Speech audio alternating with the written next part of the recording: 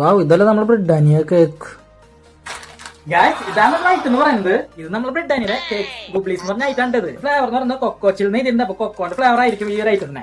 So ബ്രിട്ടാനിന്റെ ഒരുപാട് biscuit നമ്മൾ കഴിച്ചിട്ടുണ്ടെങ്കിലും ഇങ്ങനത്തെ ഒരു ഐറ്റം ഞാൻ ആദ്യത്തെ കണ്ടിട്ടാ. സോ ഈ ഐറ്റം നിങ്ങൾ കഴിച്ചിട്ടുണ്ടെങ്കിൽ ജസ്റ്റ് കമന്റ് ചെയ്യാനായിട്ട് മറക്കരുത്. ഞാൻ ഈ ഐറ്റം ഞാൻ ആദ്യമായിട്ട് കഴിക്കാൻ പോകുന്നത്. ഇതിന്റെ ടേസ്റ്റ് വൈസ് എത്രത്തോളം ഒന്നും അറിയില്ല, പക്ഷേ ഇതിന്റെ പ്രൈസ് വരുന്ന ഏകദേശം ഒരു 30 രൂപയുണ്ട്. നമുക്കിതൊന്ന് ട്രൈ ചെയ്ത് നോക്കാം. അപ്പൊ ഈ ഒരു വീഡിയോക്ക് ഒരു 100 തരാനായിട്ട് മറക്കരുത്. അപ്പൊ നമ്മൾ ചാനൽ സബ്സ്ക്രൈബ് ചെയ്തില്ലെങ്കിൽ സബ്സ്ക്രൈബ് ചെയ്ത് കിട്ടാം. അപ്പൊ എന്തായാലും 30 രൂപയുടെ ഈ ഒരു ബ്രിട്ടാനിയുടെ കേക്ക് നമുക്ക് വെറുത്താന്നുള്ളത് നോക്കാം. ഗൈസ്, ഇതേപോലത്തെ ഒരു പ്ലാസ്റ്റിക്കിന്റെ കണ്ടെയ്നറിലായിട്ട് ഈ ഒരു ഐറ്റം വരുന്നത്.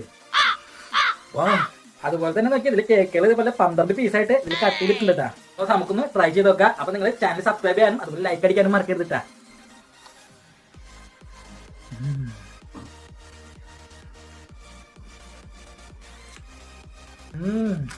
ഗൈസ്, ഇതിന്റെ ടേസ്റ്റ് വൈസ് നോക്കുമ്പോൾ ഭയങ്കര ഇതേപോലെ കൊക്കോ ഫ്ലേവർ ഒക്കെ തന്നെയാണ്. കൊക്കോ ഫ്ലേവർ ഇഷ്ടപ്പെടുന്ന എല്ലാവർക്കും ഈ ഒരു ഐറ്റം ഇഷ്ടപ്പെടും.